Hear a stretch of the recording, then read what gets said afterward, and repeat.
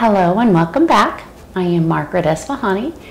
I am here with Shireen from Brahma Kumaris, and we are continuing to dive into soul fitness. Welcome, Shireen. Hi, Margaret. So we are going to cover the third aspect of consciousness.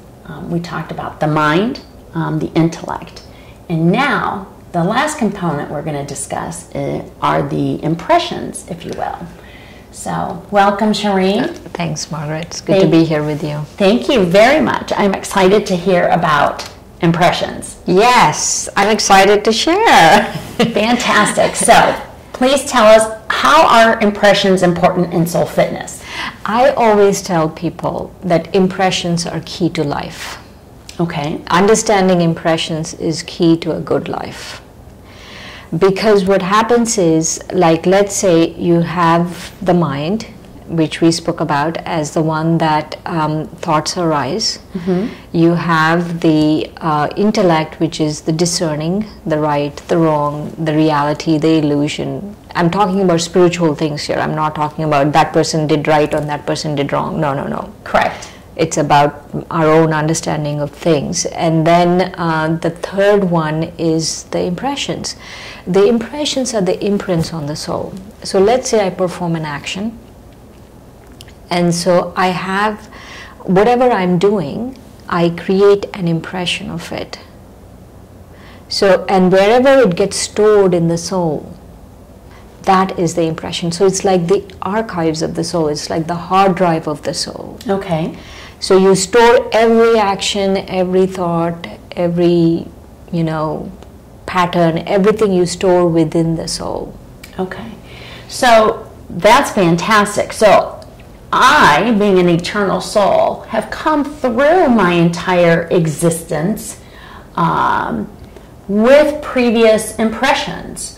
I've carried them in my soul. Is that a fair statement? Yes, that is a fair statement. But even before we go into that, I want to explain something briefly here.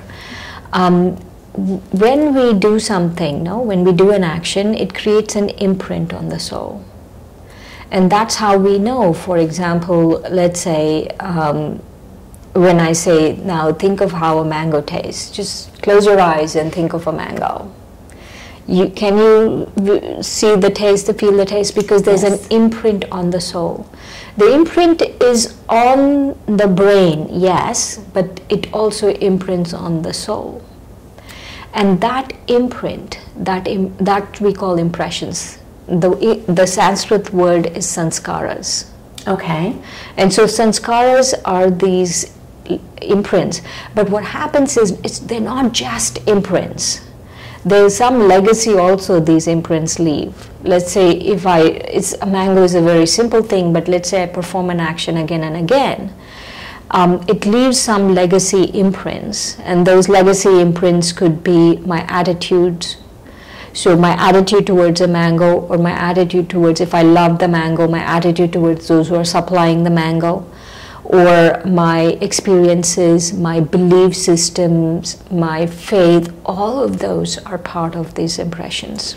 Can you... Long-term memory. I was just going to bring up the word memory.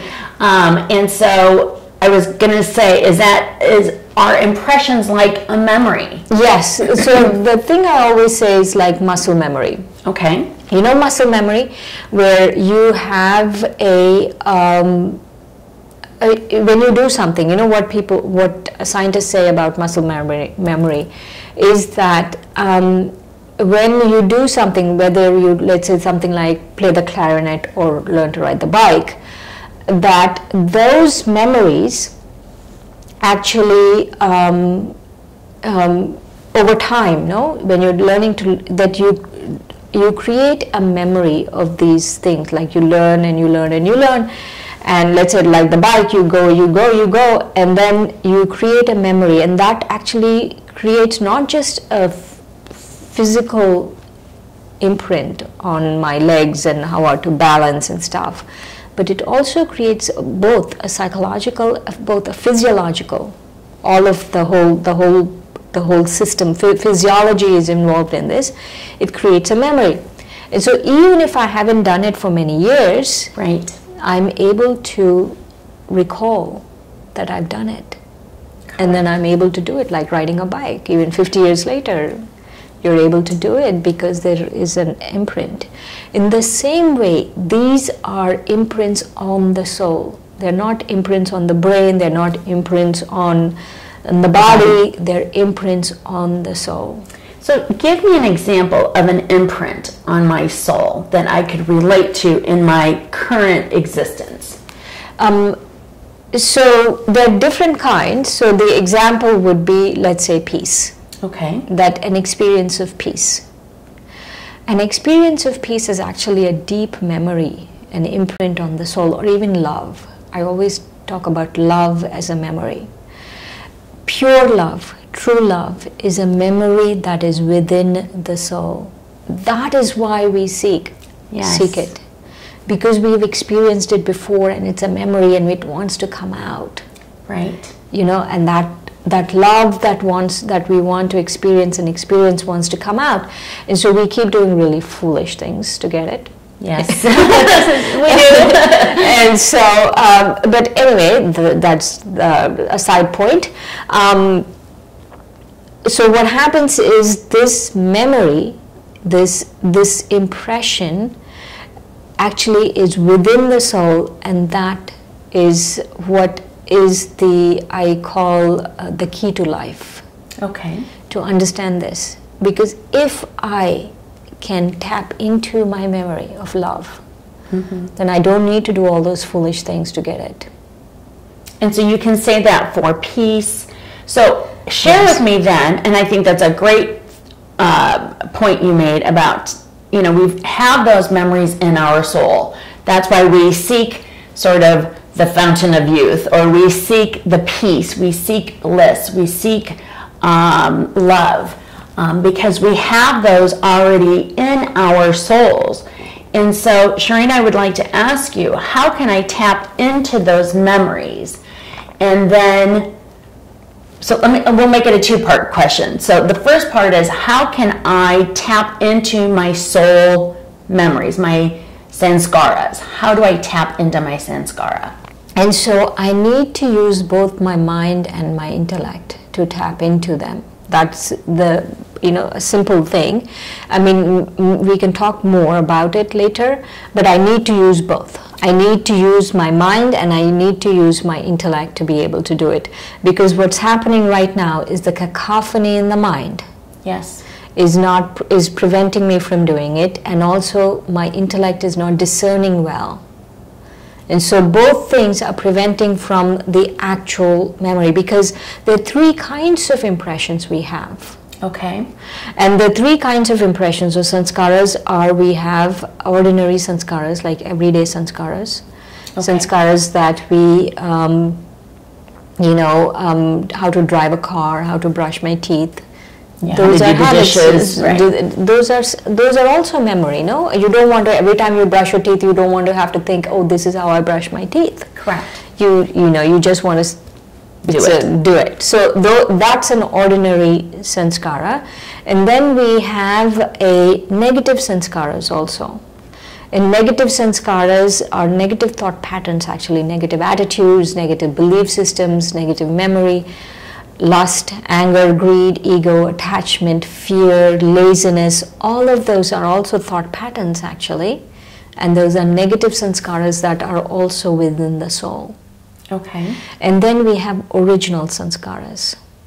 And the original sanskaras are sanskaras like love and peace and bliss and wisdom and power and, purity, innocence, all of that is within there. Okay, so one of the things that, and I really appreciate you saying, is that we use our mind and we use our intellect to go into the soul and say, this is my sanskara, this is my memory of peace, this is my memory. So I'm using the discerning factor of my intelligence to go into the soul to find those sanskaras that will continue to promote and strengthen my soul. Is that correct to say? Yes. So what's happening is right now, so all three are going on, right? We have negative, we have ordinary, and we have the original or eternal, the ones which are elevated. We have all three within the soul. But right now, negative and ordinary are playing a huge part. Yes. They're the only ones coming up. Yes.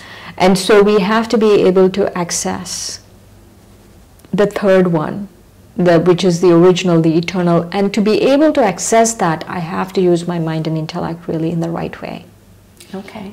So strengthening the mind, using the discerning power of our intellect, helps us get back to or into our soul sanskaras.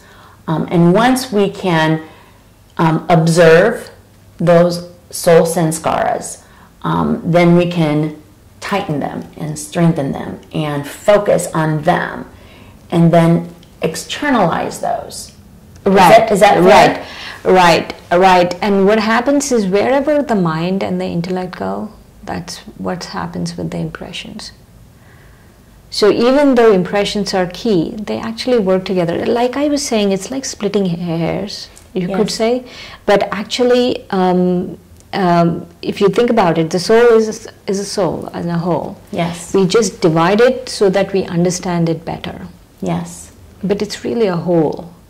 It's as a whole, right? Right. It's as a whole, there is a soul. Yes. And then what happens is when we're talking about sanskaras, it's good to talk about sanskaras because then we know what our attitudes are.